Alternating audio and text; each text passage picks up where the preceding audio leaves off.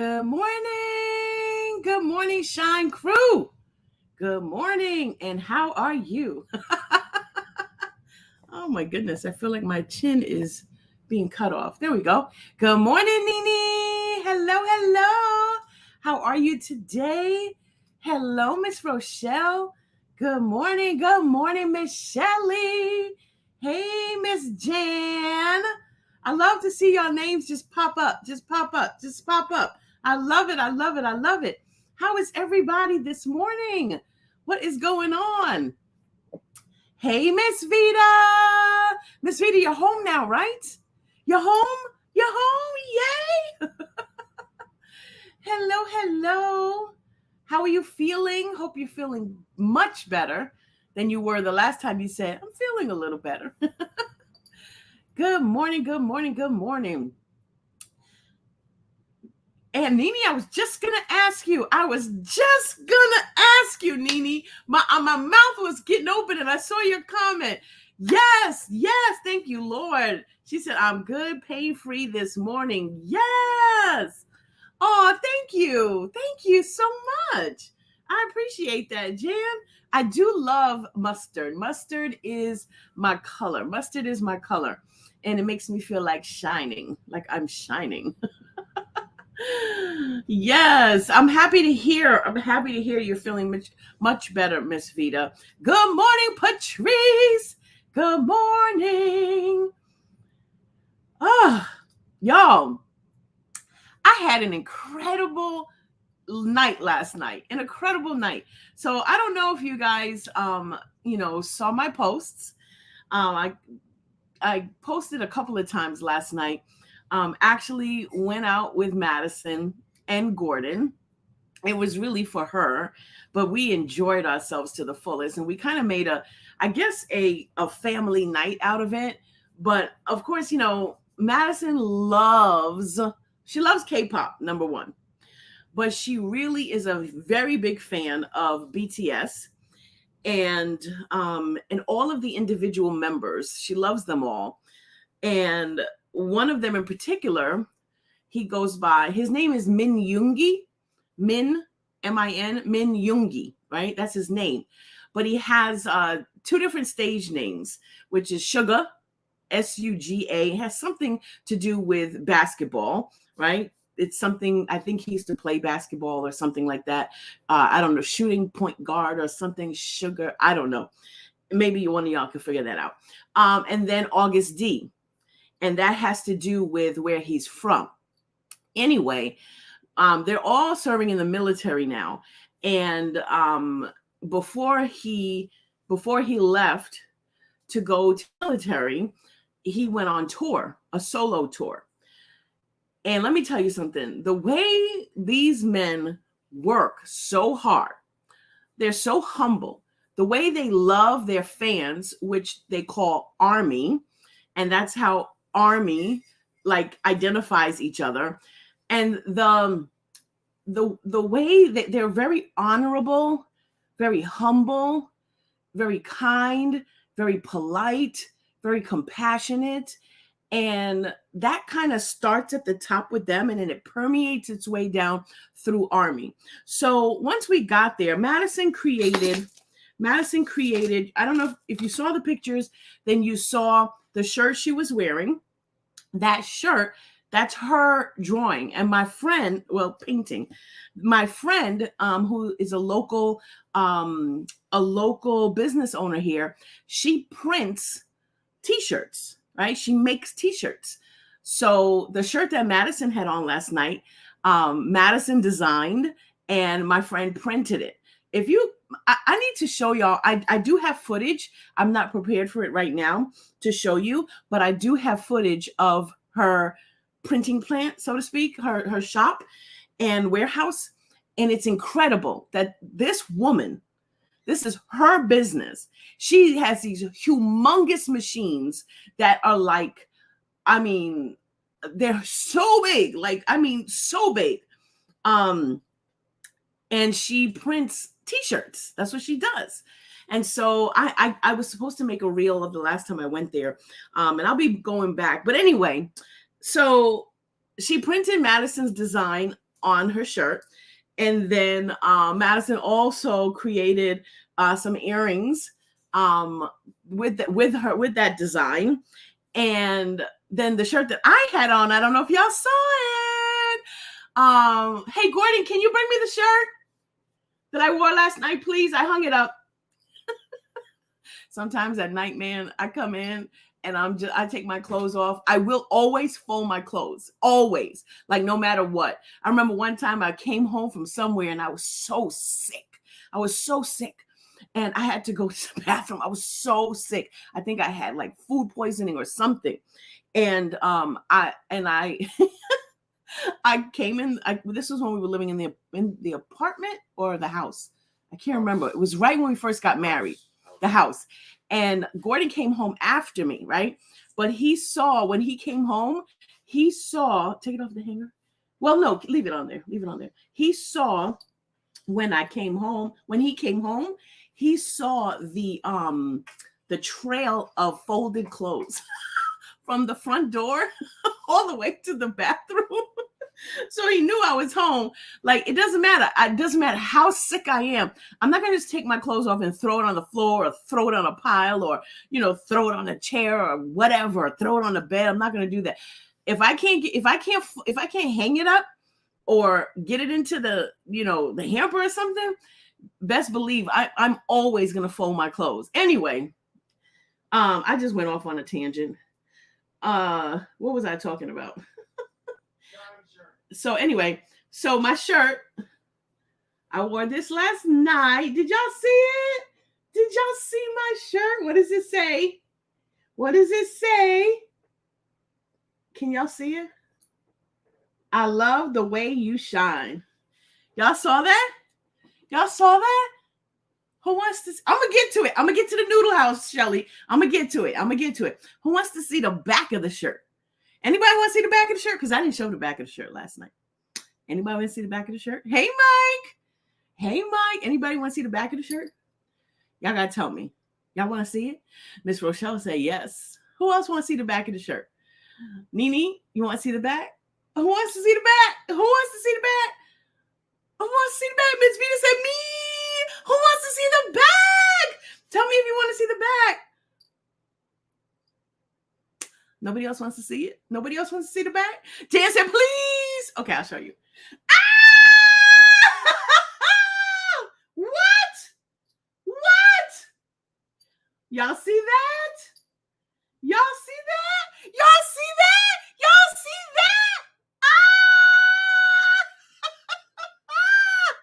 What? Oh my gosh. Y'all just don't know how this makes me happy. Woo, makes me happy. It makes me so happy. Yes. Yes, Shalina. Hello, good morning. Oh my gosh. Anyway. Oh, I'm glad you asked. That's what I'm talking to my friend about. Now, the one that I have is a Torrid shirt, right? Okay, come on, Mike. The one I have is a Torrid shirt. See, this is Torrid. It's super soft knits. If you are a fluffy girl, y'all need to get into these Torrid knits. You see it right there? Take a screenshot. Super soft. Oh, love these shirts. And they're not clingy. Love them. Okay. So I'm obviously not going to print them on Torrid shirts, but we're working on that. I'm so excited. We're working on that. So I went too fast. With what? Oh, the inside. Hold on.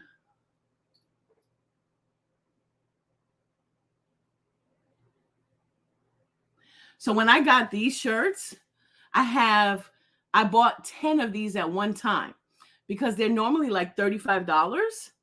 But I'm always scouring the Torrid app, always. And during the end of the season, these shirts go on sale, and they were $10. I was like, what? I bought 10. And so I have another shirt that I made. that, so like whenever I need a shirt, like, for whatever reason, I want to put something on it, I already have my shirts. So yeah. So look, Jan said we want one. Tara said, where's mine? How do we get one? Oh my gosh, I'm super excited. Anyway, so my girl printed my shirt for me yesterday. Gordon went and picked it up. And that's actually the second one that she printed for me. She printed one what is it now, like a month ago or something. She printed it for me. She said, I want it in yellow. Yes, that the thing that I designed would look so pretty in yellow. This will look so pretty in yellow, right? Can y'all see? It says, I love the way you shine. And then of course, this is my favorite. That's my favorite. Yes, honey. Yes. Woo! Good morning, Wandretta. Good morning, Shanae. Good morning. Good morning. Okay, so anyway, so what was I saying? So Madison created her shirt, right?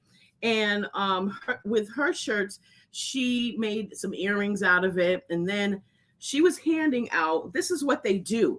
Like, I don't know if you've ever been to a K-pop event, but they are so kind, so friendly. And everybody hands out all of these like freebies, right? So these are the freebies that she created. That's her shirt, right? That's the design that she put on her shirt, that she put on the earrings, and she handed out all of these freebies.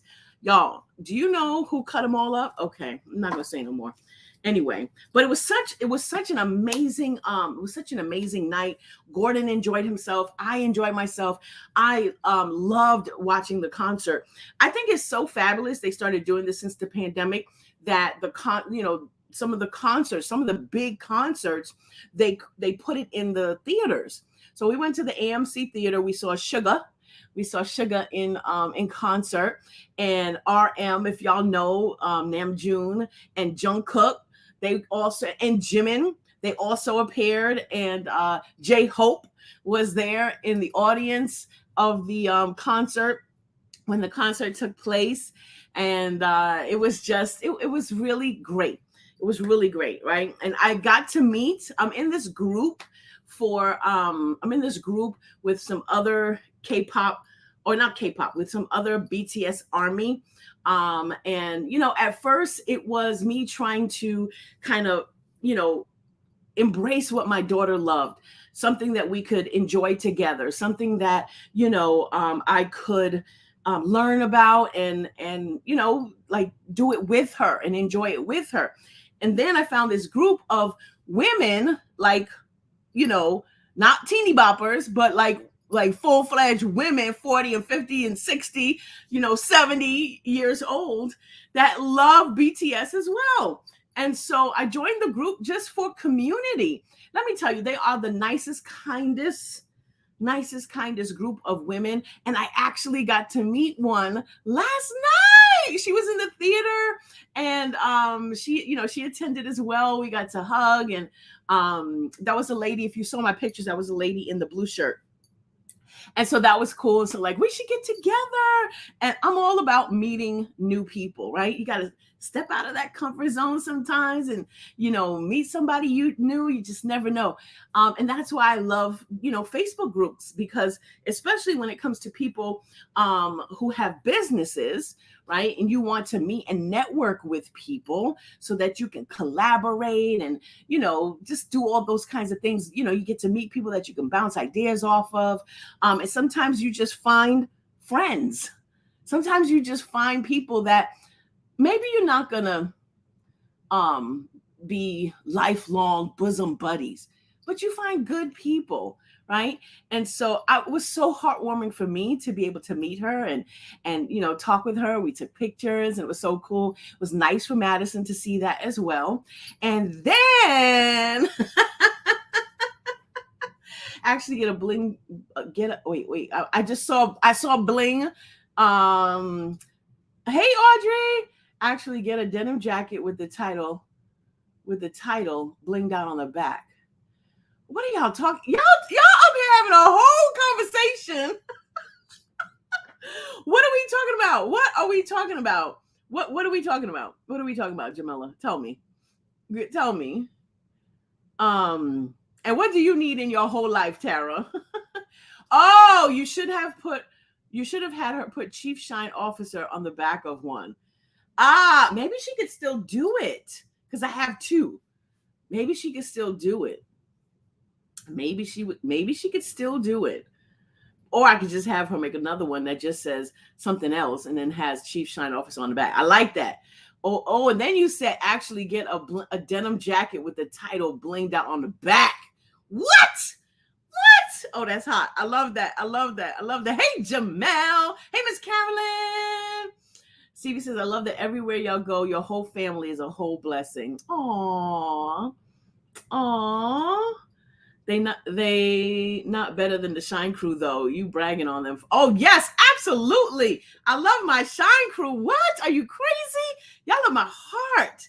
Y'all are my heart. There's a whole bunch of conversations going on, right? A bunch. I'm like trying to keep up over here. Yes, Shine Crew Officer on the back. I love that. Who came up with that yesterday? Was that Dr. Lynn? Was that Jamel? Who came up with Shine? I think that was Dr. Lynn. She's teaching this morning, by the way, so she can't be here. She'll watch the replay. Chief Shine Officer. I think that was Dr. Lynn that came up with that yesterday.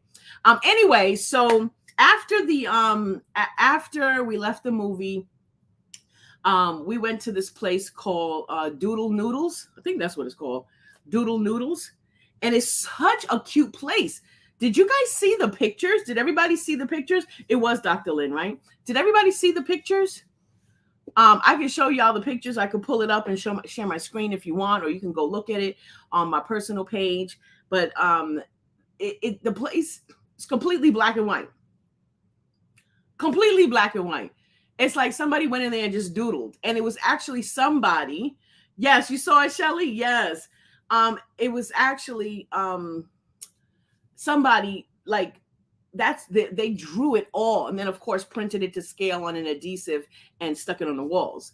But when I tell you everything, and you saw the one with Madison and I, wait, hold on. Did you see the one with me? Did you see the one with I? This is what I did as a kid. The one with Madison and me, not Madison and I. You saw them good. Yes, it was such a great place. I was like, this is a great place for content. And so that's just where my mind always goes, always. You still do that now, Jamila? And I before E, except after C. And so we just had a great time. And let me tell you something, the food was good. The food was good. So they bring out all of the foodie part, right, in a bowl. And so we had, between all three of us, we had pork belly, we had steak, chicken, shrimp. Okay. And of course in there you have your noodles, and the noodles come out just noodles, no liquid, right? They put all of this stuff in a plate, and then you have the green onions, and what else is in there? I think that was it. And then they bring out this big canister, plastic canister with the broth. And the broth is hot. It is burning hot, right?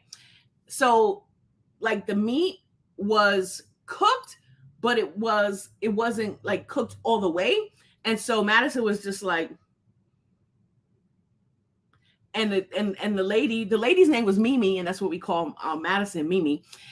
So the manager, her name was Mimi. So she came out and explained to us that the food, once you pour the broth on it, because of how hot it is, it's gonna cook the rest of the way. And so that was like so cool. Like we didn't know that. It was such a great experience. I was like, I'm doing a new thing, baby. And I like hard-boiled eggs, but I only eat hard-boiled eggs by themselves. I don't even really like them in salad. I like them by themselves. I like to put a lot of black pepper on it and eat it that way. Baby, I did a new thing. I put a hard-boiled egg in my my noodles with the broth. So I guess, is that called soup? It doesn't really feel like soup. It was ramen. That's what it was. It was ramen. And it was so great. Yes, Jan, we should go. They are putting one There's one in Orlando, Jan. There's one in Orlando. Maybe if we go to the one in Orlando, maybe Jamila could come too. Oh, Tara's gonna be so jealous. Tara's gonna be so jealous. Kev, you got to get Tara to Florida. You got to get her to Florida. But yes, it's so good. So good. You gotta look, Mike. Mike, are we friends? We need to be friends. But it was so good. Hey, Lisa Bell. Every time I see her name, I always want to go rock the bells. I'm sorry. Pull it together, Andrea. I just love my Shine Crew. Lisa, you got to watch from the beginning because I showed something. You're going to want to see it. Look, Tara said I'm going to be low-key hating on y'all. Listen, I drove to Louisiana a couple years ago. We drove as a family. It was only like 10 hours. You say you drive to Vegas. So get in the car and drive to Florida. What's the big deal? Shanae said, I'm jealous. I'm looking for a flight right now. This is going to be so much fun. Anyway, so it was just such a great experience last night. The after party was awesome. Meeting someone was awesome.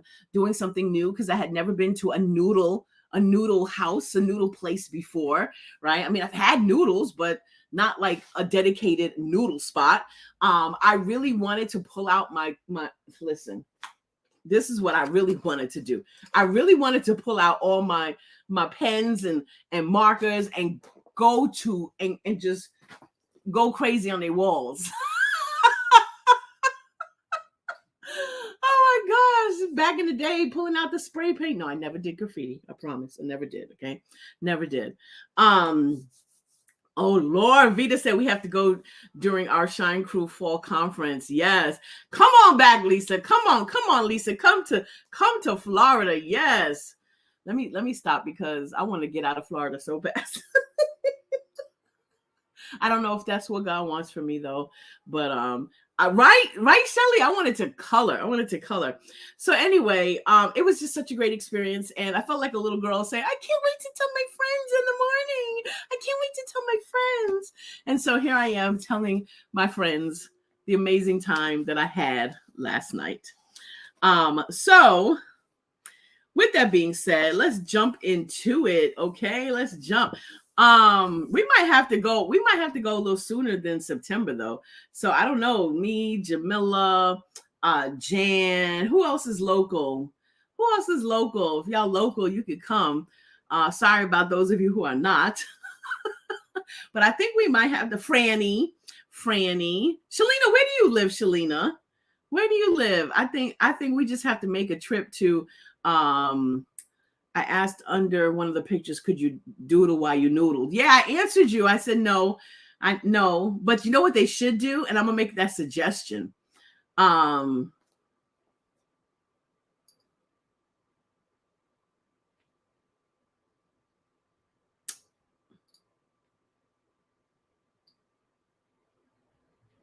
Okay.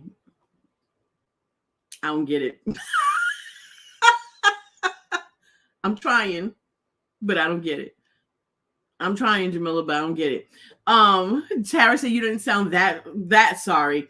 Oh, so there was nothing to doodle on, but I think that's what they should do. I think that they should print some of those designs and give it to people, especially while they're waiting, with some crayons.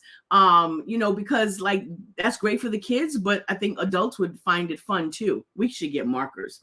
You owe me just to take a trip to New York City, and doing so much rehabilitation here is scary. I owe you to take a trip to New York City.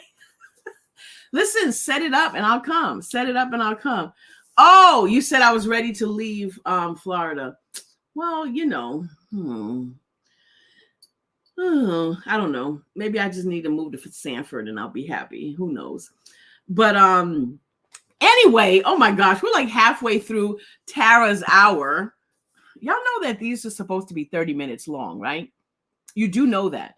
But what happens is that we have built such an amazing community that the first 30 minutes is just us It's like, when you go to an event and you have the networking hour, it's just us like hanging out, having fun, real talk, and then we get to the goody goodies. But anyway, so for those of you who are tuning in and you're trying to figure it out, you're like, okay, what is going on here? What is she doing? I thought this was live devotions. First of all, we have been doing live devotions for the past 10 months. Oh my gosh, in like 7 days, it's gonna be 10 months. And we've been reading out of the book 100 Days of Believing Bigger by Marshawn Evans Daniels. Woo woo! Y'all shout it out for Marshawn Evans Daniels, who poured her blood, sweat, and tears into this book. Okay, this is what a book looks like when you've been through it several times, and we're about to go through it again. So if you haven't yet gotten your book, go to Amazon and grab your book. It's on sale now.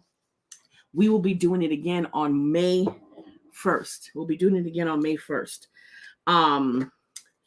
And now this month, the month of April, we've been going through Tabitha Brown's book, I Did a New Thing. And so today is Thursday, April 11th, and we are on day 11.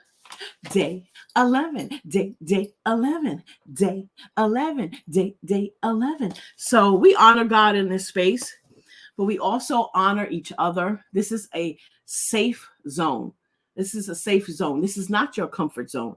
This is the place where you come in and you want to step out of your comfort zone. This is a safe place for you to share. We love on each other. We pray for each other. We laugh with each other. We definitely cry. Okay. We used to have Cry Day Friday, but this bunch, it's like Cry Day every day.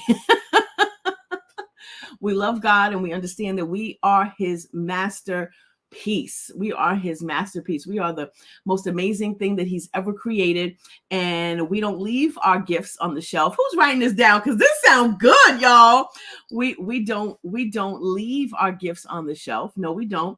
We put them on display so that God could catch us working. What?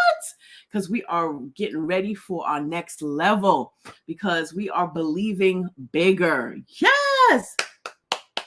I hope you filled out the form, Audrey. I hope you filled out the form. Tara said it's being recorded. Who's gonna go back and listen to it? Anyway, right? We cry day.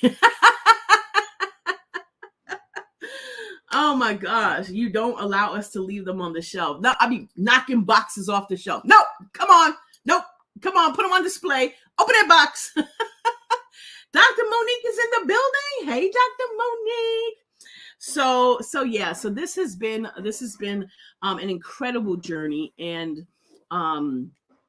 I have a couple of opportunities coming up that I'll share with you guys soon that will really help us to build this audience, because that's really what I want to do at this point, is just build the audience. I just want more people to be able to be a part of this.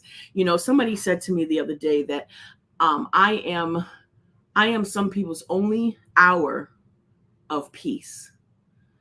And that really humbled me. But at the same time, it made me very sad that there are people out there that is what their lives are just so much going on. I mean, the stuff that I'm going through right now, like, y'all know, I tell y'all I'm going through, but I don't tell you exactly what it is. I show up and I keep shining, and y'all are a big part of me continuing to shine. And I appreciate each and every one of you for being here, for coming back every day for 10 months. Like, that blows my mind, to think back to when I started and I said, is anybody gonna come?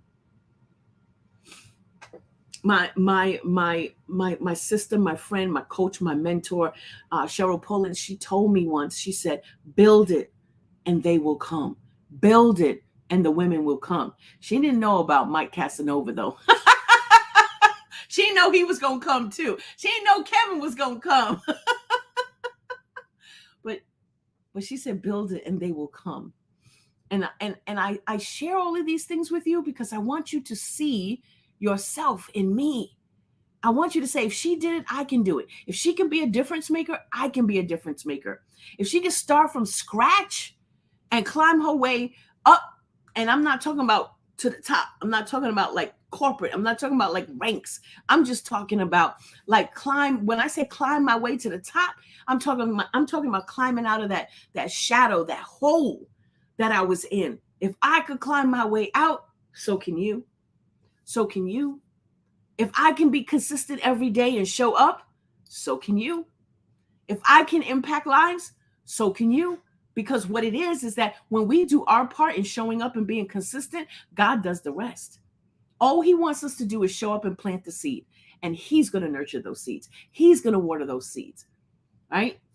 And so yes. So look, Jan said, I set my alarm for Shine Crew. She said, I set my alarm. Vita says, yes, for the faithful men being an example to our young men on the Shine Crew. Absolutely.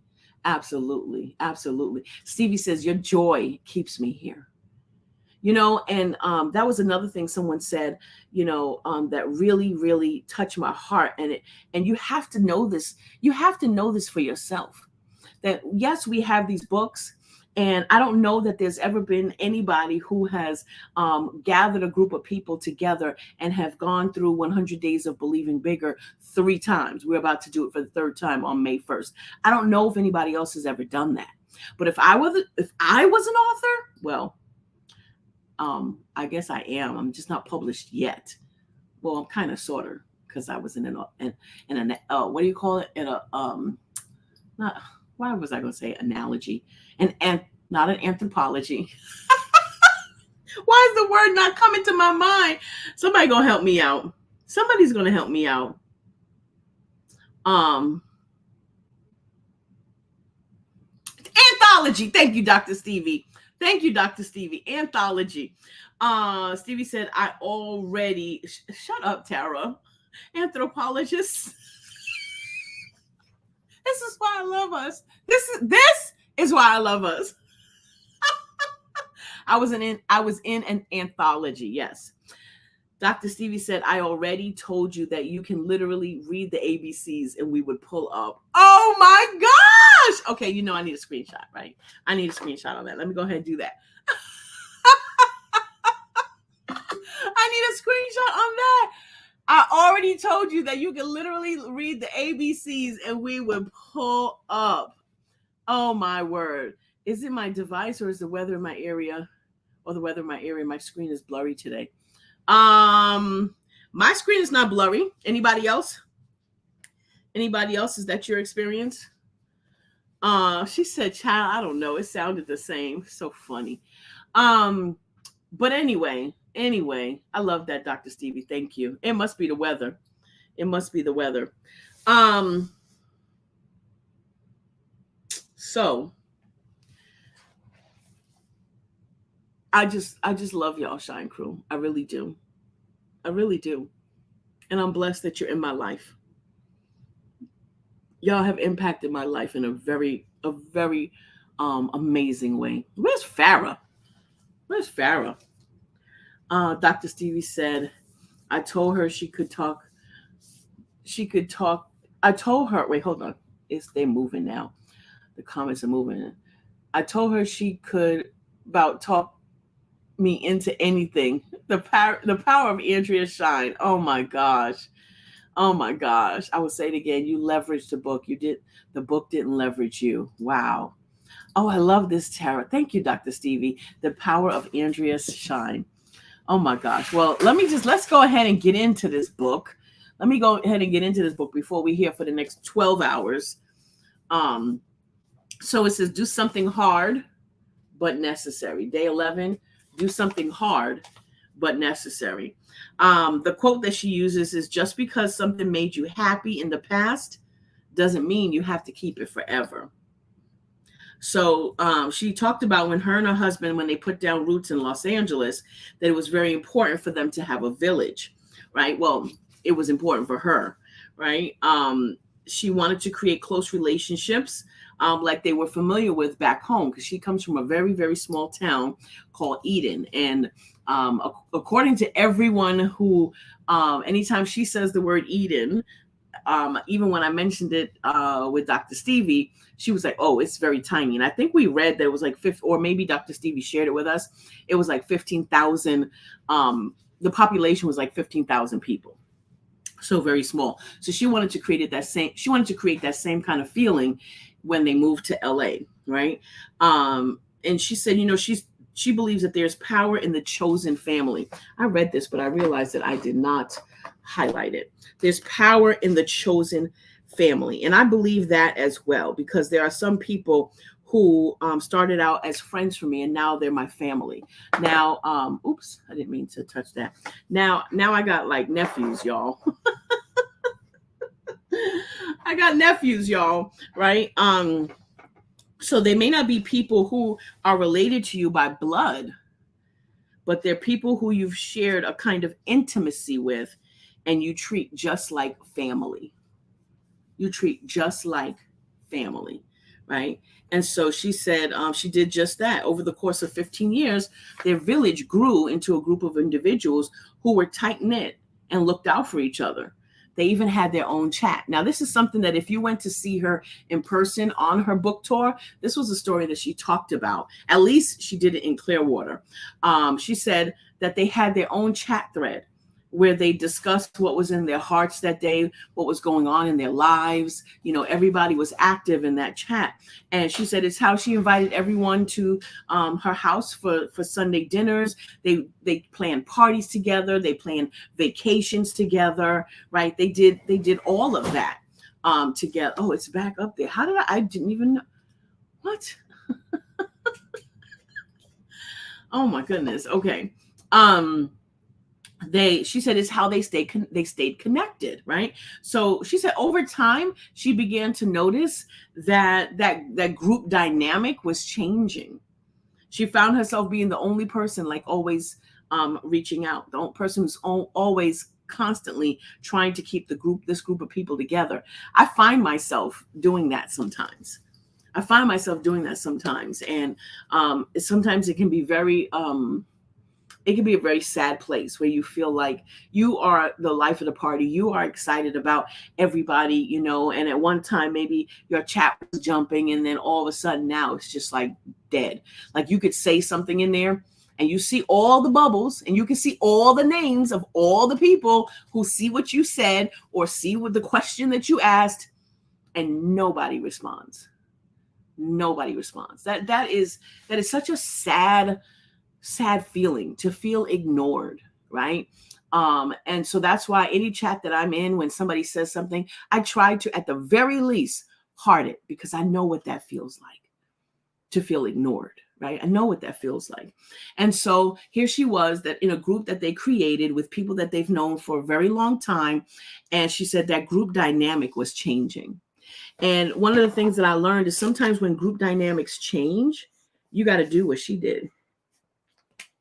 Sometimes you got to dismantle the chat. Sometimes, and when I say dismantle the chat, I mean, that's just that's the example that she gave here. But sometimes you just got to dismantle the chat. And what I've realized is that, everybody can't go with you. It's draining, Jan. It's draining. It is draining. It's draining. Jamel said, when I read that, I felt she's still healing from it. Maybe that's the story. Maybe that's the story. Maybe that's why she tells the story on the book tours. Maybe that's why. Probably because the type of person that she is, I can't imagine that it's that easy for her to get over. So I agree with you, Jamel. I agree with you. So she said she found herself being the only one constantly trying to keep this group of people together. And she felt like she was forcing relationships with people who, for whatever reason, didn't want to be close to her anymore. Now, ain't that a concept? And here it is. So many people want to be a part of her life, want to, they want what she has. They want to be in her circle. They want what they want to hear from her. They want to see what she's doing. But these people who have been in her life for a long time, who they used to do Sunday dinners together, you can't get more intimate than Sunday dinners. And now they won't even respond in the chat. I remember in some of the chats that I'm in, I remember there are some people who used to be very, very active in the chat. You could depend on them for being active. They don't say anything anymore either. Like, I think life has cycles, right? Phases. And sometimes you really do grow out of certain things. You grow out of certain relationships, right? And I think it is what it is. Mike says a lot of people don't even want to express themselves, but when they do, you're ignored. Yep. And Jan, you're right. God will connect. He did it with us. It's so true. It's so true. So she says a part of her realizes that as she became more successful, some of those in the village might have felt like they couldn't relate to her anymore. She said a part of her realizes that maybe there was an unacknowledged jealousy or envy there. There's nothing you can do about that. Let me tell you that there's nothing that you can do about that. When you get to a point where God is moving in your life and it's nothing that you've done, you've just been consistent, you've just shown up, you've been obedient, and people look at you and they're envious of you. You can tell they pull back. They don't really show up anymore. They don't really say much anymore. Because things are not going well in their lives, then all of a sudden now you become the problem when it's really them. It's really them. Shanae says, I can totally relate to this chapter. I came from a family of 12. I am the middle child. So I was with you. I was what you call my mom's lap baby. I watched her raise the first 5, and then I raised the last 5. However, I tried to keep everyone in the family together, just like my dad would want us to do on a monthly basis. But I found that it was becoming too much. People wanted to drift away. And then I realized that people have other things that's more important than what I thought was important. It's the truth. It's the truth. It's the truth. It's sad. It's sad. Farrah says, I'm in the chat, late but here. Elise is like, absolutely. Yep. It's sad, but it's true. And you know what, Audrey, this is what I had to realize. When you say who wouldn't want to love kind people like us, it's not us. It's that, like what she said, and this is huge. Y'all have to hear this part. Where is it now?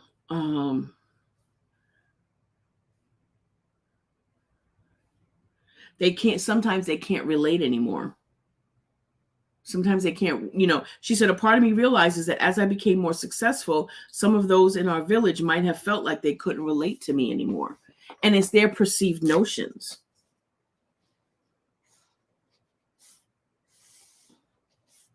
It's their perceived notions. It's their inadequacies. It's their feeling of, I'm not there yet, feeling like I haven't made it. And then saying, well, I can't relate to her anymore. Right. They want her life. Right, Jan? They want her life. Unacknowledged jealousy or envy. Absolutely.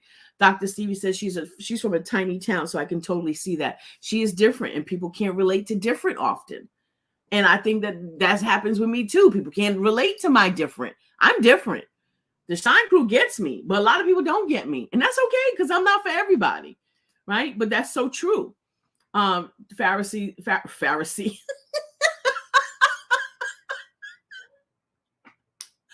Farrah says, I was trying to say Farrah says, and it came out Pharisees because of the 2 E's in feeling. Oh my gosh. Farrah says, feeling the need to keep up bonds. That is draining. Not it can be draining. That is draining. It is draining. There's so many people that I really, really, really, really just want to stay in contact with, that I really love, that I really, really love the part they played in my life. And people always say, nobody reaches out to me. Nobody reaches out to me. Nobody reaches out to me. And I feel like I'm always reaching out. I'm always reaching out. And the only time I hear from people is when they need something from me. And I'm not saying these are the same sets of people. I'm just speaking, in general. They don't reach out to me until they need something from me. That's the only time that I hear from them. And I'm just like, whatever. I don't spend time on that kind of stuff because I try to keep my mind in a positive place, right? So I don't spend time on that kind of stuff, but I make mental note of it. Like I remember when we were going through, like we were into the thick of it, when my mother first got diagnosed, and there's people that they never reached out. They never reached out and said, how am I doing? And I felt, why should I reach out to tell you how my mother is doing? But the people who always reached out to me, those are the people that I kept in contact with. And those are the people that were praying for me and told me they were praying for me, and like, I was just like, wow, but we can't take it personally, right? Right, Farrah? We can't take it personally. You never know what people are dealing with. And this is what I always say. You don't know what they're dealing with. You don't know why they are the way that they are. You don't know what it is. And it could be very well, like what she's saying, that they just can't relate to you anymore. And it bothers them. Some people, it bothers them that you are, that you're going to the next level and they're not. Right. So she says, but honey, Tav still tried to keep everyone together. That's me. Still try. I still try. Right. She said she did everything she knew how to let these people know that no matter what was happening in her life and her career, that she was still the same Tab who loved and cared for them. But that didn't even matter. It didn't work. And there were some underhanded things happening and specific relationships that did not feel the same anymore. Sometimes we outgrow each other, and it's their perceived notions, right? Their perceived notions. Audrey said it happened with her and her cousins and her sisters. It happens all the time, right? Farrah says, and giving them grace to deal with their stuff is our job. We can't let the nature of the relationship go. But sometimes, Tara, I don't know where you came in, and if you got a chance to read the top of 86, sometimes you can't even do that. This is what she's talking about in the book, is that, they were always together. They were always going, they had this chat. They were always going out to dinner, going on vacations. They were a tight-knit group. They had this chat. And then over time, she realized it was only her trying to keep everybody together. You at that point, we have to agree to disagree when you say we can't let the nature of the relationship go. At that point, you cannot keep pushing and trying to build something with somebody that is clearly letting you know they are not trying to build with you, right? It's unfortunate, but it's true, right? Tara says that's another thing. I'm different and folk really don't know how to take me. Hey, same here, right? Okay, Farrah, that's it. And if not letting it go, let it change. Well, sometimes that means that you have to pull yourself out because you have to protect your peace. I've learned that. I've always been a connector. And sometimes you just have to know when to say no. You have to know when to turn to go the other direction. You have to know when to not allow that energy to drain you. You sometimes you just have to let go, right? Jamel said, what I heard is when one tribe fades away, that means God has another tribe for that leader, coach, mentor. I hear what you're saying loud and clear, Jamel, louder than you think I am. I hear what you're saying. Stevie says, that's because we are all different up in here. Stephanie Wilson, hey, how you doing, sis? She said, that's real. That's real. Jane is like, yes, it is. You said, OMG, Lisa. I don't see anything. What did Lisa say? I don't see a comment from Lisa. What did I miss? What did I miss, Tara? I see where you said, OMG, Lisa. Oh, maybe that's an inside thing. I don't know. I stopped and learned to let God lead. Yep. The thing is, you keep your motives pure, even though there's a not. Absolutely. All the time. 100%. You do everything as unto the Lord. God will reward your work, kindness, and faith and faithfulness. Absolutely. 100%. 100%. Audrey says, ooh, Miss Andrea, same here. I wait for the conversation to convert to, could you do right. Dr. Stevie said, when my daddy passed away, I literally saw the hearts of people. Yep. It's sad. It's sad. People call on me when they need me too. Yep. She says she used to be offended. Now look at it as, thank God I'm a source for people when they need me. God will move people in my life to support me. Absolutely. Absolutely. And you're one of those people that I told you, I said, whatever you need, you just tell me. I'm there for you. And you know that 100%. I'm there for you, but sometimes when, let me go back to this. You said people call on me when they need me too. I used to be offended. Now I look at it as, thank God I'm a source for people when they need me. But there's a difference in people needing you, like, let's say for, I don't know, the service that you have, or knowledge or expertise or something like that. It's a little bit different. But when people never reach out to you, and then the only time you ever hear from them is when they need money, or they need you to do something for them. That's not cool. That's not cool. So I am never going to say, oh, I'm glad that I have what they need so I can be a source for them. No, because God didn't create us to be walked on and be taken advantage of. I'm sorry.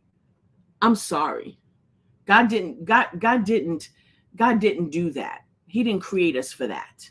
Right. So I have to agree to disagree with you on that one. And I have learned in my life, in many different circles, I need to protect my peace. Jan said, I just went through this with a friend this morning. I had to let her know she doesn't show up for me like I do for her. I'm worth more than that. I always mess up this word. Reciprocity is real. Yep, it is.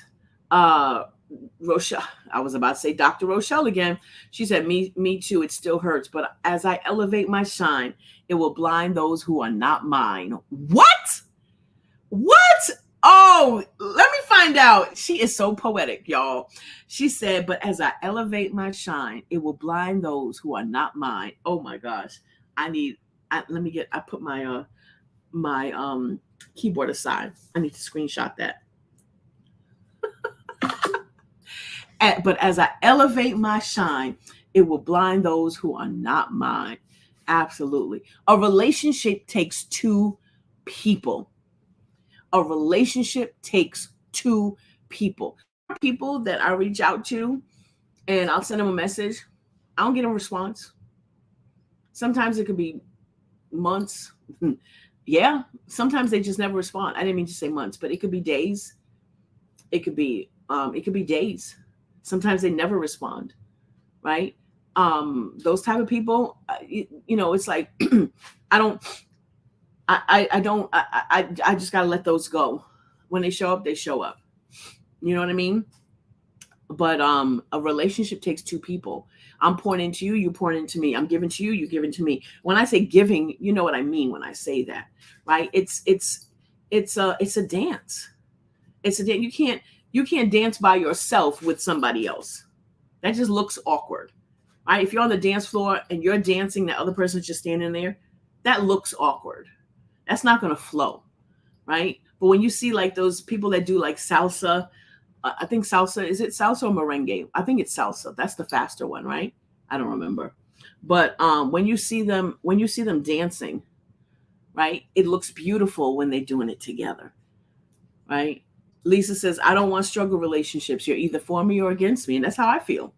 I agree with you 100%. I agree with you 100%, right? We're very passionate about this because we have not stopped talking about it. Oh my gosh. Ms. Lurgine said, I love you from a distance, all while protecting my peace. That's what you have to do. Absolutely. Right. Money or support.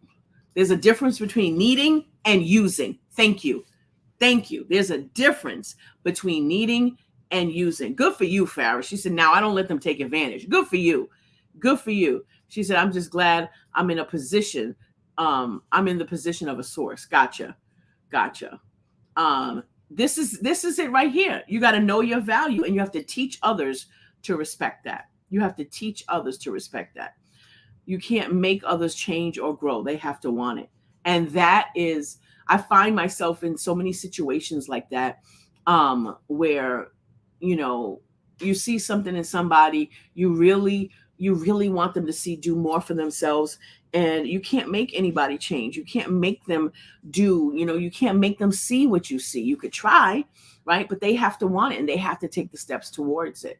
Oh, it's salsa. Okay, thank you. Elsa preached a whole sermon when she said, let it go. A relationship should be reciprocal. If not, it's not a relationship, right? Farrah says, when God shows me who people are, I definitely tell God, thank you for allowing me to be a source that people would turn to, but I definitely know how much to give. Reciprocity is my metric. Absolutely. Absolutely. Tara says, I would like to make a point, though. We have to remember that our role in someone's life may not be their role in ours. And that's you're absolutely right. But there is a way that you can still kind of do this. There's still a way. Whether it's just answer the daggone message. Or don't you just ignore me, right? There's still something that you can do. That the roles might not be the same. Absolutely. But there's still a way that you can make yourself known that you're there, right? So she says, so we should do what we do because we want to, and we love genuinely. Absolutely. No qualms about that, because I'm always going to be me, genuinely me, right? But we also can't look to that person to give back what you gave them. Nope, you can't. You cannot, because not everybody even has the capacity. Some people don't have the capacity to give. They don't, right? God will send the person to you. God will send the person to give you what you need. I'm saying you, but I mean anyone. Yeah. Yep. A thumbs up will do. Come on, Jan. Y'all, Andrea is talking about me, days and hours to respond. I'm not talking about you. I'm not talking about anybody in particular. I have experienced this. Right? I've experienced this. Hush your mouth, Tara. All right. So let's get into this, because we got 3 minutes left. She said, listen, sometimes you have to be ready to close a chapter in life, no matter how amazing it used to be. I know.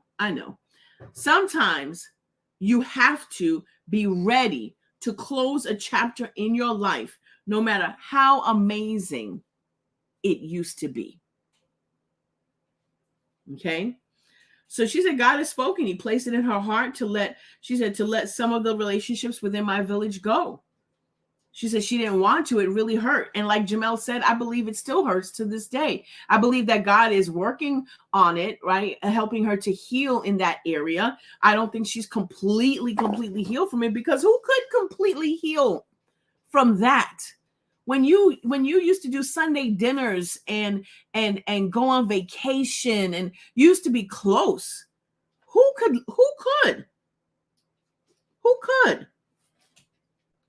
just heal from that completely? Absolutely not, right? So she said she certainly wasn't the same Tab she was from 15 years ago. She has grown. And a lot of us have grown. I've grown tremendously over the past 7 years. I have grown a whole lot over the past 10 months.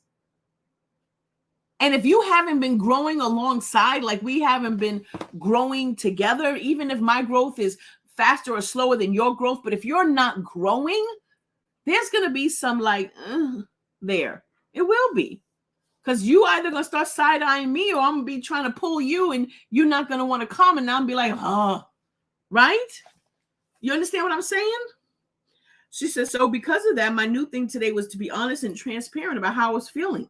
And she said she had to send a message to that same long-standing chat thread, essentially stating I was closing the door and the chapter on those relationships. And it's something she never thought she would do, something she never wanted to do. But guess what? When she did it, y'all saw what she said, what happened. As soon as she sent the message, she said she felt like a ton of bricks had been lifted off of her, right? She said she could even breathe better. She said that's how she knew it was a weight she wasn't supposed to carry. It was a weight. I love this. She said, that's how I know it was a weight I wasn't supposed to carry. Lisa says, I believe that what God doesn't repair, he will replace. I feel that when friendship, sisterhood is genuine, the love, respect, it goes both ways.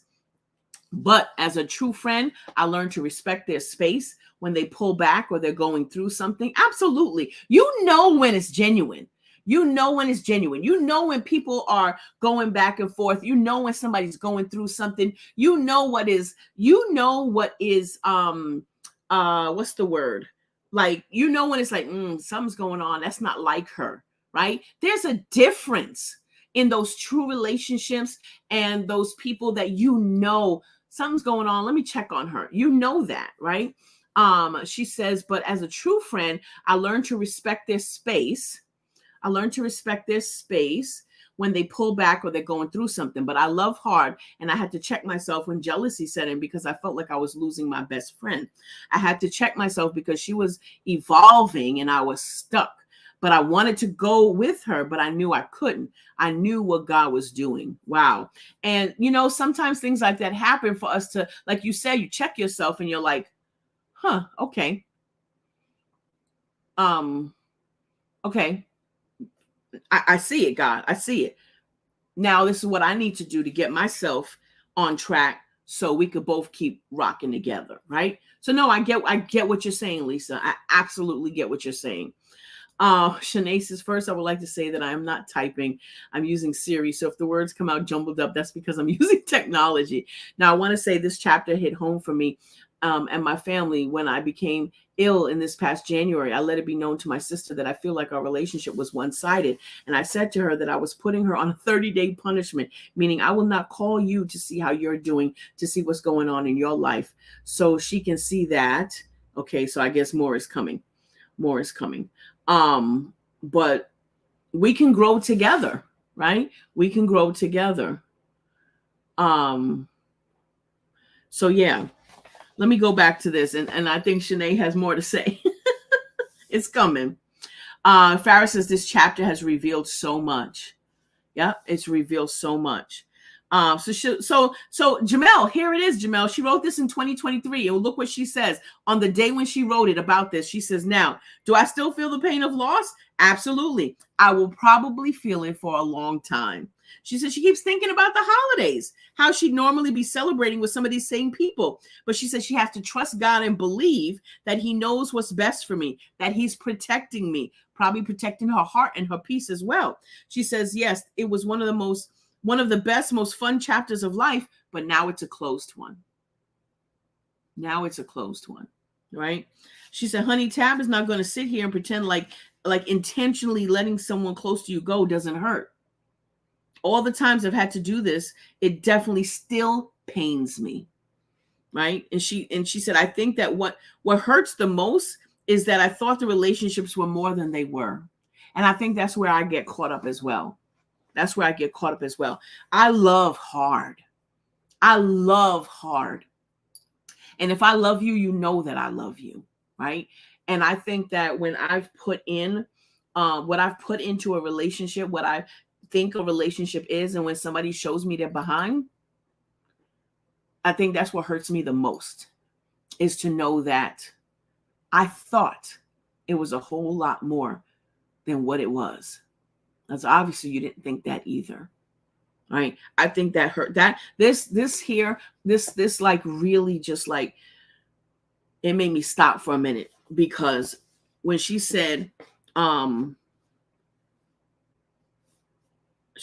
I think what hurts the most is when let me highlight it. She said, I think that what hurts the most is that I thought the relationships were more than they were. More than they were. Right? She says, so many times we have to decide to let someone go, not because something has dramatically changed, but because we finally realize that we've had this person in the wrong place in our lives all along. All along. It's not easy to accept that we've been treating a work friend like a bestie. And that's probably why there was no reciprocation in the relationship. There's some shame in the mix there. So when you do finally make a move, the real pain can come from admitting to yourself that you got it wrong. She said, if you're going through this, please give yourself grace, right? And so I'm just going to go all the way to the bottom of 88, where I highlighted, the more successful you get, the less people want to pour into you. They think you don't need anything. They believe you have it all together, when sometimes, most times, that's far from the truth. And somebody posted recently the other day, check on your strong friends. And that resonated with me so much. It really did, because what I've noticed over the past 10 months is I get a lot of messages of how much you've changed my life, how much you've changed my life, how much you've impacted my life, how much I love you. I get a lot of those messages. Very rarely do the messages come in, how are you doing? Are you okay? I came to check on you. I'm not saying, please don't start checking on me. I'm not saying that as a cry for help. I'm not. Okay. I'm not. I'm making a point in what she's saying here. A lot of times when people see you and they see that you're joyful, you're happy, you smile, they don't know what you're going through. They don't know what you're going through. Right. And you, when you are the strong friend and you're the one who's always checking up on everybody else, they perceive your life to be perfect.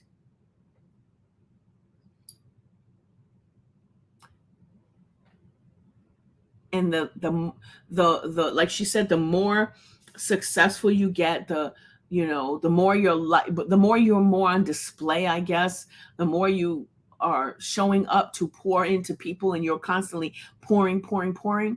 A lot of people, you don't get those, hey, are you okay? You doing all right? Right? My mother said it happens to pastors a lot. They celebrate everybody. But very rarely do people celebrate them. It's true. It's true. As a leader, as a pastor, as a basically just as a leader, really, right? As a leader, you are always, your people are always on your mind. You're always trying to see what you can do for them. You're always plotting and planning and trying to figure out what you can do for them. Very rarely do the people in the church or wherever, do they ever come together and say, what can we do for her or him, right? What can we do for our pastor? Let's check on them, right? I can't think of any other word other than leader, but I'm trying, this goes across so many industries, right? So many industries. You have to be intentional. Yes, you have to be intentional. So she says, the more successful we are, the more we need to be checked on. She says, with me, people see the glitz and the glam of television shows and video shoots, but they don't see the 24-hour days and the sleepless nights. They don't see the planes, the trains, the automobiles. They don't see the ugly parts. Even when I love what I do, she said, this life can be exhausting and heavy, especially for someone like me who loves people and is consistently encountering all kinds of spirits and energies all the time. She said, I have to make sure that with those close to me, I am protecting my peace, protecting my energy. So I'm grateful to have a handful of people who still check on Tab and make sure I'm good. And I'm grateful for those people in my life.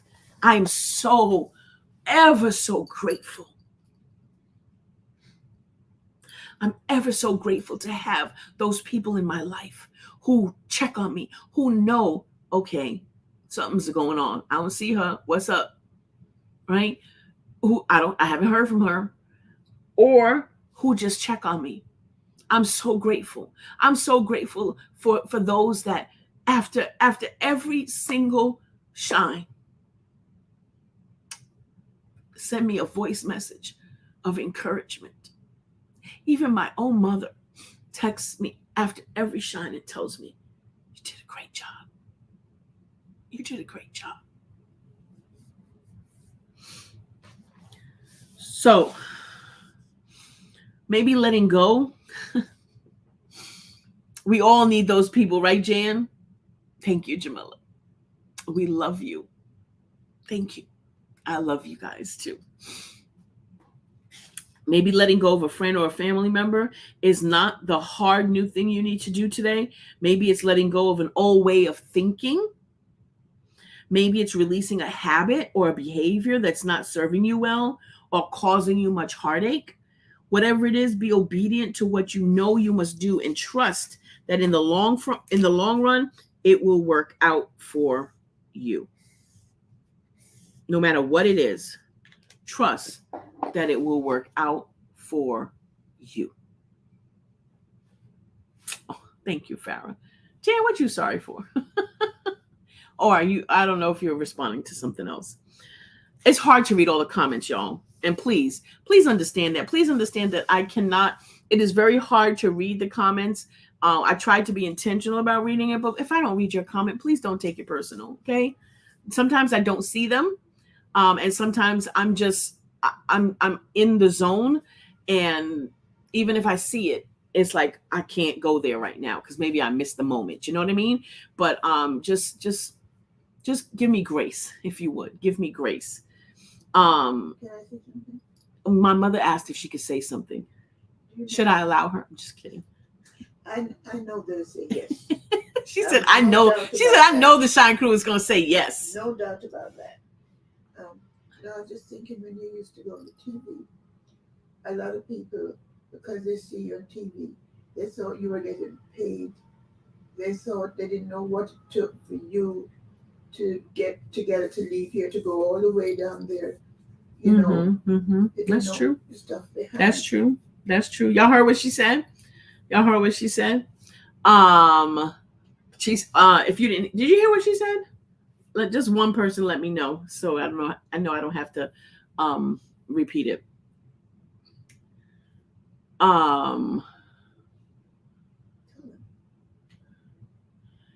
Tara says yes.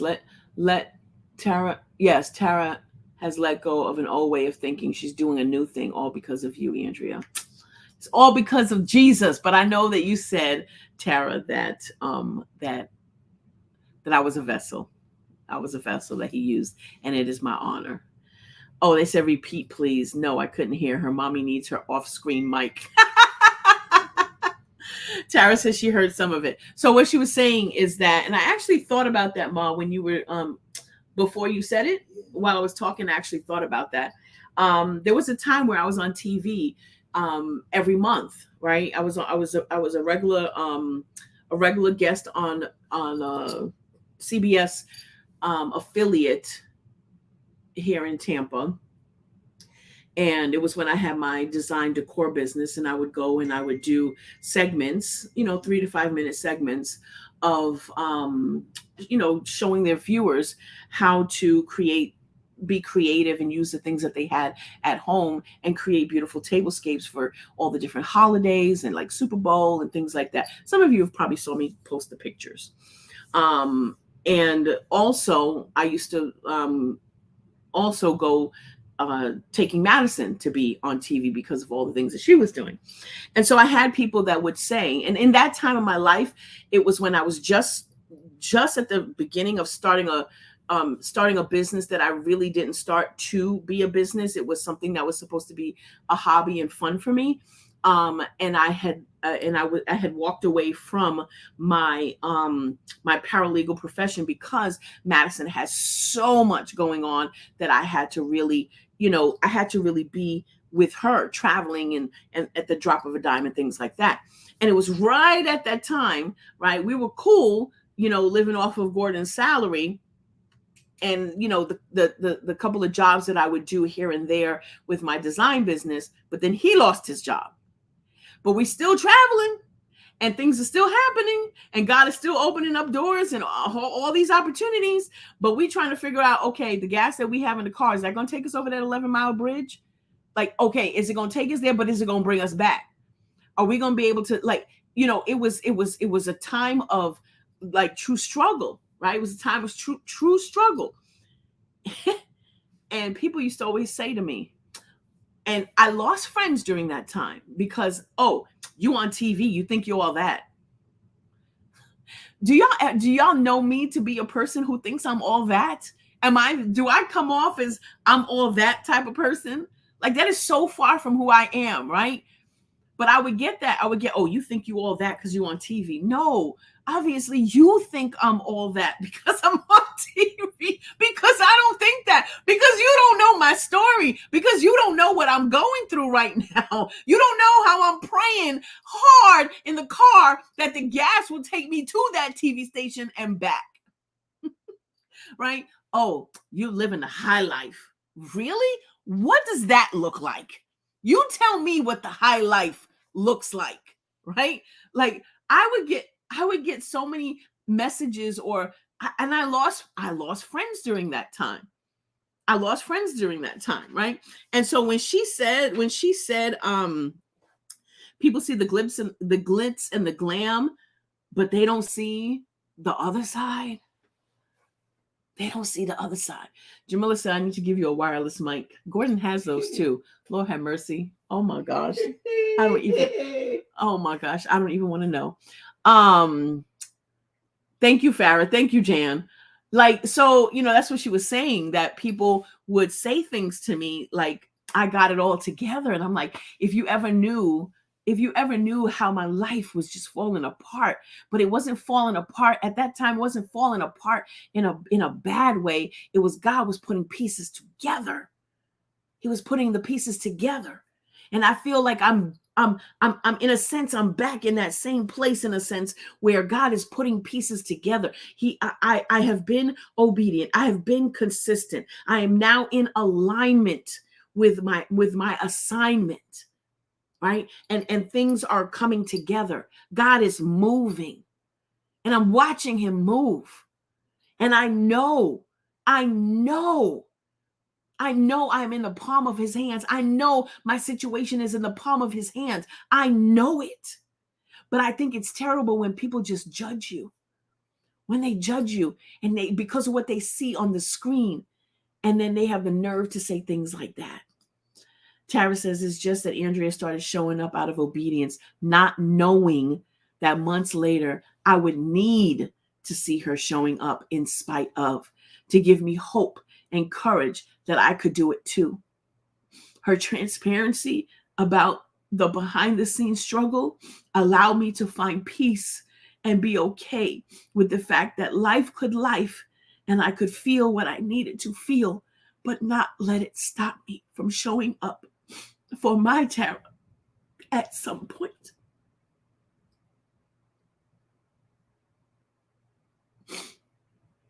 Give people grace, y'all. Give people grace. Audrey says, you are all that, Miss Andrea, period.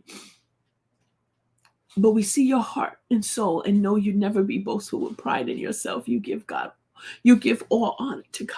That's the truth. That's the truth.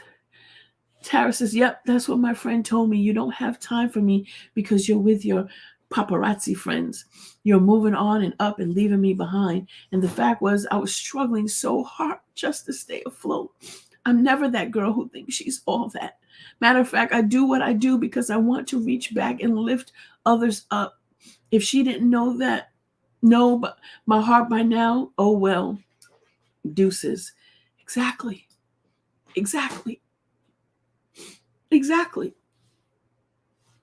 Like, I don't have an agenda.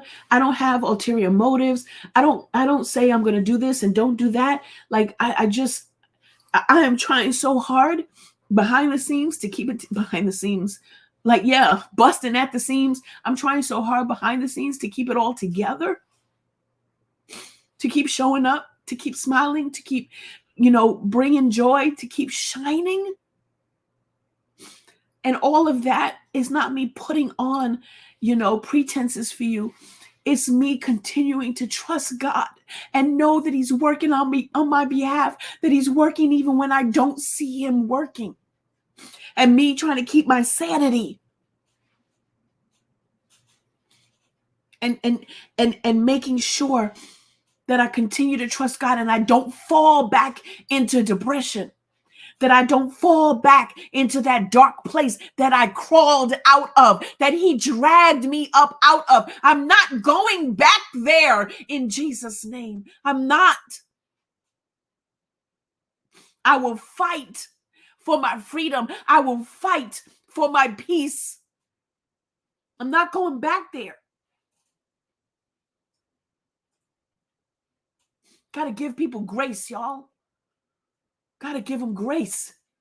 You don't know what people are fighting through. You don't know that sometimes people are just fighting to stay alive.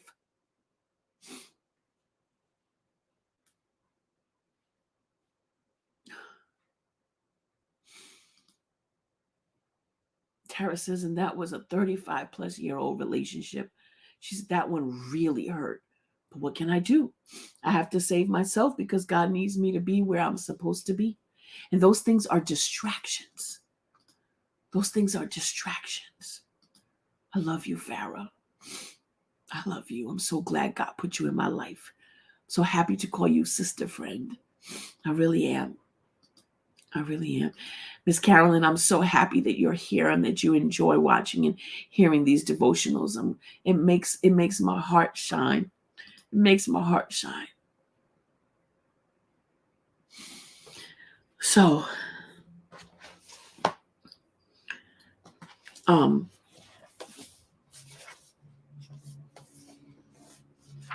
so this was do something hard but necessary. And she gives some ideas. But the quote she said that she uses at the end on page 90, she says, love has the ability to give you the best hug and the worst pain. However, I will always choose it. And just like Tara was alluding to, love gives you the best hug and the worst pain. And sometimes you have to see beyond yourself. You have to see beyond yourself. Sometimes you can't justify every situation. Sometimes you just gotta let go and let God. And you gotta sincerely pray. You gotta pray. You gotta pray. You gotta pray for people. You gotta pray for yourself, your situation, the situation. You gotta pray. And sometimes you have to have those hard conversations. Like, I'm sorry, but this is not going to work anymore. You have to protect your peace at all times. Because some situations can be very draining. When you are going through and then you're trying to stay above water, and then you have people who are just pulling you back under, pulling you back under, pulling you back under. You have to know when to cut that cord so you can stay afloat. And at the same time, this just popped into my mind.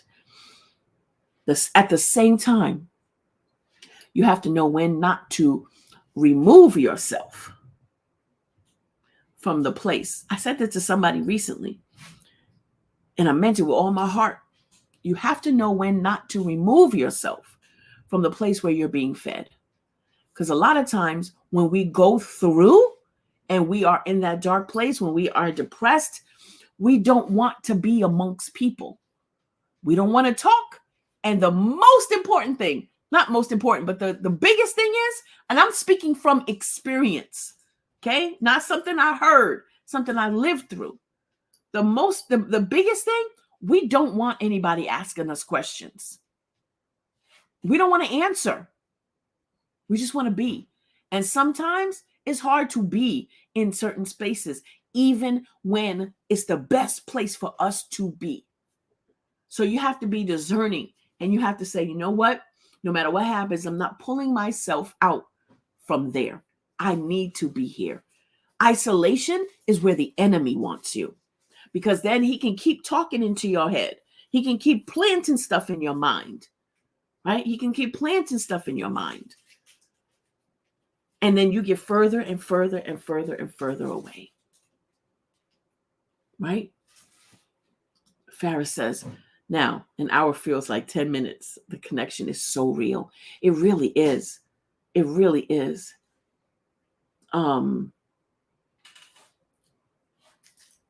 Okay, let me go back. I missed some stuff. Patrice says, y'all are my only friends, and I'm okay with it. Hey, y'all are my only friends too. And that's what God wants for right now. And that's good. And I'm fine, right? I'm fine. Going back is not an option. It's not an option, Jan. It's not. Tara says, today was good, transformational, and freeing. Patrice, I'm so okay with the folk that God is bringing in my life. My life is so much richer with y'all in it. The truth. What is this? Farah says, Shine Crew. Do you remember this lady who was nervous about filling up an hour of live time? Yeah, this growth is so beautiful and encouraging. Filling up an hour. I was scared if I would know what to say for 15 minutes. Oh my gosh. Audrey said, if no one says this, I appreciate you. Not for what you do, just you. Thank you, Miss Audrey. Thank you. Thank you. Thank you. That's right. Don't remove yourself. Don't remove yourself from the place where you're being fed. It's true. It's so true. We don't want to answer, right? We don't want to answer. Don't ask us no questions. But we got to fight for our soul. Hey, Marie. Hey, sister. How you doing? So happy that you're here. Lisa says, reflecting God's love, they see God's light shining in me. Even as I sit in a dark place, I'm fighting to stay connected daily, walking to the light. Yes. Yes, Lisa. Yes, because see, what happens is that with strong, beautiful women like yourself that have gone through certain things, when I say certain things, I mean just gone through life, right? And things happen. That's all of us, right? The enemy sees what's in you, the power that you have, the strength that you have, the confidence that you have, the bravery, the courage, all those things he sees. You don't always see them, all right? And I'm talking to everybody, right? But right now in this moment, I'm talking to you, Lisa. I remember seeing you popping up in the trainings and popping up on my screen, popping up on lives and Zooms and seeing your name and your face and just being enamored by you. Like just seeing you and saying, my God, she's beautiful. So I always used to see, my God, she's beautiful, right? And I remember seeing you and looking at you and saying, man, I wish I knew how to do my makeup like that. I wish I could do my makeup like that. I used to remember seeing all your posts and saying, man, wow, she just looks all put together. I love that she's a fluffy girl, even though you ain't fluffy like me, but I love that she's fluffy, right? And she just, I loved your graphic tees and all your pictures just looks always so beautiful. And I always used to say, I want to be her friend. I want to be her friend. You see, people see things in us that we don't see in ourselves. But the enemy plants these toxic thoughts in our minds to make us believe the opposite. The enemy plants things in our minds to make us believe the opposite, to make us believe nobody wants to be our friend, to make us believe that, this person don't like me or that person don't like me. But you have to know what God says about you. And that's where we need to focus our energy. That's where we need to focus our attention. Here I am looking at you saying, I want to be her friend. I want to be her friend. Like, wow, like she's beautiful. I love the way you stretch your stuff. And that day when you came and you sat with me in Dallas, you came out of your house in the cold and you sat with me in that hotel lobby. Like that meant the world to me. And this is why I say we cannot give the enemy the glory. We got to give God the glory. Sometimes we listen way too much to the stuff that he's just been lying and deceiving. You see, we have to understand that he has a job to do. And no matter what, he's going to do his job. And his job is to kill, to steal, and to destroy. His job is to kill, to steal, and destroy. Okay? I'm going to say that again. I'm going to say that again.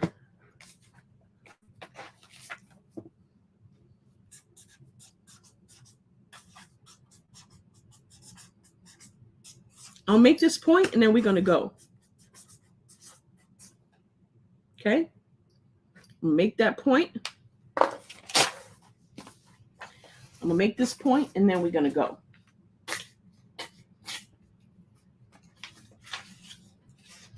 Hang on. Because I'm not trying to show you no paper with no spirals. Presentation is everything. I know I could have put it up on the screen, but I'm going to put it here for y'all to see it like this. Y'all see it? This is his job. This is his job description. So what do you know about people who have a job? They're always going to do their job, right? Most of the time, right? Especially when they believe in their job. They're always going to do their job. This is his job. He's always going to do this. So we have to always be on our job. Thank you, Lord. Thank you, Lord. We have to always be on our job. We have to know which voice are we going to listen to. Are we going to listen to someone whose job is to make sure that he kills our dreams, that he kills our goals, that he kills our spirit, that he steals our joy, that he tries to destroy our lives, that he tries to destroy everything that we've built? Are we going to listen to somebody whose job it is to destroy everything that we've built, relationships, everything that we've been through, where we've tried so hard to build ourselves back up from the mistakes that we've made, from the path that we went down, from all of the bad choices, the bad decisions? Are we going to keep listening and giving this person space in our head and in our heart? Or are we going to say no? No. No more. No more. And are we going to listen to what God says about us? What does God say about us? See, he said that the weapons, they're going to form. They're going to form. The weapons are going to form. They're going to form. But they're not going to prosper. They're not going to prosper. They're not going to prosper. So we can spend time with this in our head, or we can throw it away and we can listen to what God says about us. He says that we are forgiven. He says that we are loved. He says we have great value. For those of you who are parents, would you die for your child? For those of you who are parents, would you die for your child? I would. If it came to it, I would. Would you die for your child if you're a parent? Would you? I know I would. I know my mother would give her life for mine. She'd give it for her granddaughter too. Mike says, yes, I would die for my child. Lisa Bell said, absolutely, I will. Shanae said, oh, yes, I will. Miss Rochelle said, yes, ma'am. Let me ask you something. Would you die for me? You might be like, I love you, Andrea. I love you, but I don't know if I'll give my life for you because I got to be here for my kids. I'll give you my last dollar. I'll give you the shirt off my back. I don't know. I love you, but I don't know. I don't know if I actually die for you. Miss Roxanne said, yes, I would die for my son. Let me ask you this. Would you die for the person that hurt you to your core? Would you die for the person who hurt you to your core? Would you die for the person who killed somebody you know?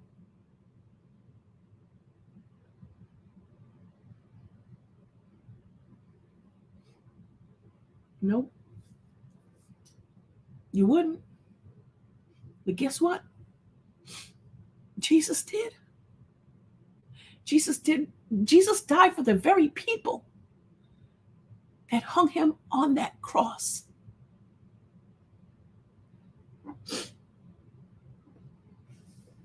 He died for the very people that hung him on that cross.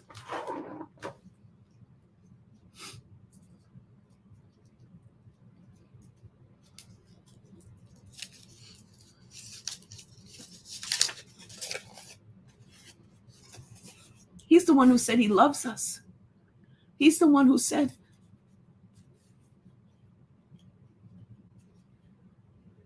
that we're forgiven, that we're loved. He died for us. But this is what we listen to. This is what we give so much time and space in our hearts, in our minds, in our days. This is who we give so much attention to. Not the person who died for us, who gave his life for us so that we could live.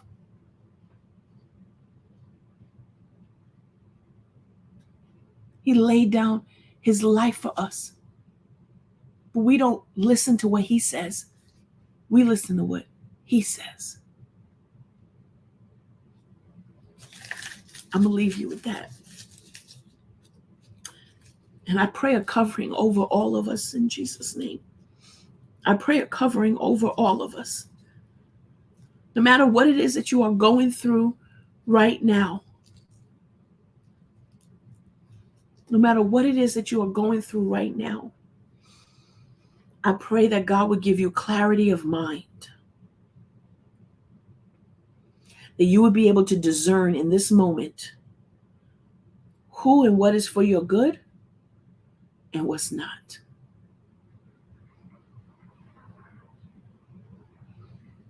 I pray that from this day forward,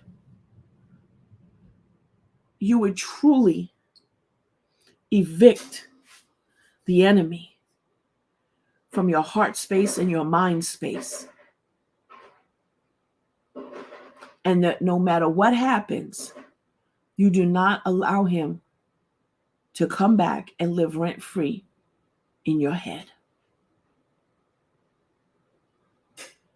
And that today is going to be the day that you are going to choose joy.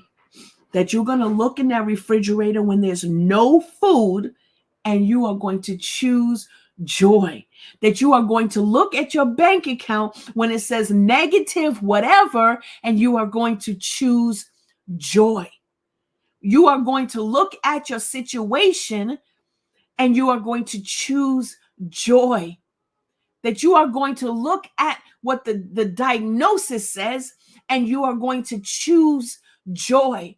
You are going to look at that court case and you are going to choose joy. That you are going to realize that your joy comes from the Lord. So it's non-negotiable. That means it doesn't matter what is happening in your life, you are going to choose joy. It doesn't matter what the circumstances are, you are going to choose joy. Today, we are choosing joy. We are choosing joy. We are choosing joy. We are going to intentionally choose joy. I love you guys. God bless you. Let's be joy choosers. God bless you guys. I will see you tomorrow for day 12.